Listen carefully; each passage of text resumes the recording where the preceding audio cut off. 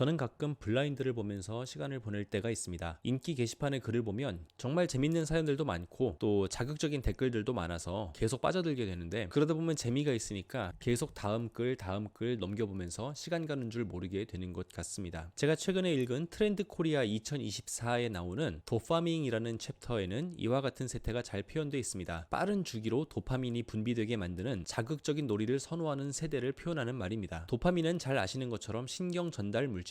새로운 것을 경험할 때 나오죠. 재미, 스릴, 기대감, 짜릿함 같은 것들을 느끼게 만드는 신경 전달 물질입니다. 저자는 현대인이 끊임없이 도파민 분비 상태를 원한다고 말하고 있습니다. 늘 재밌어야 한다는 거죠. 언제 어디서든지 도파민을 캐고 다닌다고 해서 도파민 파밍을 합쳐서 도파밍이라고 이름을 붙였다고 합니다. 요즘 초등학생 사이에서 유튜브 쇼츠가 유행이죠. 10분짜리 영상을 한 편 보는 것보다 1분짜리 영상을 10개 보는 걸 선호한다고 합니다. 저도 쇼츠를 좋아하는데 한번 보고 있으면 다음 거 넘기고 그러다 보면 30분 40분 훌쩍 가 있더라고요. 플랫폼 기업들이 숏폼 콘텐츠를 왜 밀고 있는지 이유를 알겠더라고요. 인스타든 유튜브든 1분 이상 지속되면 잘 안 보려고 합니다. 흥미와 몰입감이 급격히 떨어지죠. 짧은 영상이라도 뭔가 정적인 상황이 3초에서 4초 지속되면 가차없이 뒤로 가기 버튼을 누르는 시대입니다. 저자는 현대인의 도파민 코드가 4가지가 있다고 말합니다. 그건 바로 랜덤, 엉뚱, 무모, 기괴 이건데요. 랜덤은 이런 거죠. 요즘 편집 시합 쇼핑몰 보면 랜덤 박스가 유행이죠. 뭔가 궁금하면 도파민이 솟는다는 거죠. 이건 뇌과학 이야기인데, 뇌는 외부의 정보를 그대로 받아들이는 게 아니라고 합니다. 미리 어떤 상황을 예측하고 그 예측과 실제의 차이만을 인지한다는 겁니다. 그런데 예측과 실제가 다르면, 또는 예측 자체를 할 수가 없으면 거기에 주의가 집중된다는 거죠. 즉 도파민이 솟는다는 의미입니다. 엉뚱이라는 코드도 있는데요. 상식을 벗어난 엉뚱함의 재미를 느낀다는 겁니다. 저자가 제시하는 예시로는 헤드셋을 끼고 디스코를 추는 클럽이 있는 모양이에요. 또는 택배 트럭이 경주하는 모터 레이싱의 예를 들고 있습니다. 이런 것들은 못 보던 거니까 예측이 불가능하죠. 보상 회로를 자극하고 저절로 도파민이 솟게 만든다고 합니다. 요즘 유행하는 춤으로 슬릭백 영상이 있죠. 공중부양 스텝 밟는 거 보니까 되게 엉뚱하고 신기하고 저도 모르게 30분이 순삭되는 거죠. 또 무모한 도전으로 재미를 느끼는 것도 트렌드라고 합니다. 저는 윙수트를 입고 떨어지면서 액션캠 찍은 영상 같은 거 많이 보고, 또는 3초 뒤에 이 사람에게 일어날 일, 이런 제목의 영상이 많이 뜨는 것도 위험과 재미 사이 그 어딘가의 경계선을 즐길 때 도파민이 발생한다는 것을 반영하는 것 같습니다. 마지막으로 기괴 또는 가학이라는 코드가 있습니다. 예를 들면 공포영화를 자꾸 보는 것도 이런 카테고리로 분류가 되겠죠. 또는 약간 더럽긴 하지만 귀지 제거 영상 같은 거, 또는 수술 영상 자주 찾아보는 친구들도 있더라고요. 저는 개인적으로 환공포증 혐짤이 자꾸 눈이 가는데 징그러우면서도 자꾸 보게 되더라고요. 우리는 왜 이렇게 도파민을 원하게 되었을까요? 저자의 통찰이 재미납니다. 사람은 변하지 않았다는 거죠. 환경이 변했다는 겁니다. 과거에는 글이나 그림으로써 정서적인 유희를 누렸다면 이제는 영상으로 재미를 느끼는 거죠. 점점 짧고 빠른 영상으로요. 영상은 보통 깊게 생각할 필요가 없습니다. 그냥 보고 즐기고 소비하면 그뿐이죠. 은유적인 재미에서 직관적이고 감각적인 즐거움을 추구하는 시대가 되었다고 저자는 말하고 있습니다. 저는 개인적으로 자기개발 유튜버 그리고 자기개발 블로거로서 고민이 좀 됩니다. 소비되기 위해서는 재미나야 되는데 자기개발이라는 분야 자체가 그렇게 재미를 자극하는 분야가 아니기 때문에 이런 지점에서 고민이 좀 되죠. 저는 보통 영상을 5분에서 10분 정도로 찍었었는데 이제는 3분 정도로 짧게 치려고 합니다. 사람들은 시간이 부족하고 봐야 할 영상도 많고, 그리고 집중력도 점점 줄어들어 가기 때문이죠. 도파민은 원래 지속 시기가 짧다고 합니다. 짜릿한 쾌감은 오래 지속되지 않는 법이죠. 도파민에 너무 익숙해지면 진중하게 한 곳에 몰두하기 어렵고 계속해서 자극적인 것만 찾게 된다고 합니다. 문제는 이게 점점 강화된다는 거죠. 저자는 도파민에만 의존하는 행복은 오래 지속될 수 없다고 경고하고 있습니다. 세로토닌, 즉 느리지만 음미할 수 있는 깊은 행복감을 주는 신경 전달 물질이 중요하다고 말하고 있어요. 재미없어 보이지만 편안한 행복감을 누릴 수 있도록 도파민과 세로토닌 양자 간의 균형이 중요하다는 걸 강조하고 있습니다. 오늘은 트렌드 코리아 2024의 내용 중에 도파민이라는 챕터를 소개해드렸습니다. 팝콘, 초콜릿, 사탕 같은 것들은 맛있지만 이게 주식이 될 수는 없죠. 우리 뇌가 도파민에 너무 익숙해진 것은 아닌지 되돌아보고 자극적이고 빠른 전환이 메인이 된 일상에서 조금은 벗어나 볼 필요가 있다는 생각이 듭니다. 느린 음악을 듣는다든지 숲속으로 가서 자연을 감상한다든지, 아니면 아무것도 하지 않고 가만히 멍 때리는 시간 등을 통해서 뇌가 좀 쉬어주도록 우리 정신을 케어해보는 시간을 가져보면 어떨까요? 오늘 제가 준비한 영상은 여기까지입니다. 도움이 되셨으면 구독과 좋아요 버튼을 눌러주시고 이 영상을 주위 분들에게도 공유해주시면 좋겠습니다. 저는 다음 시간에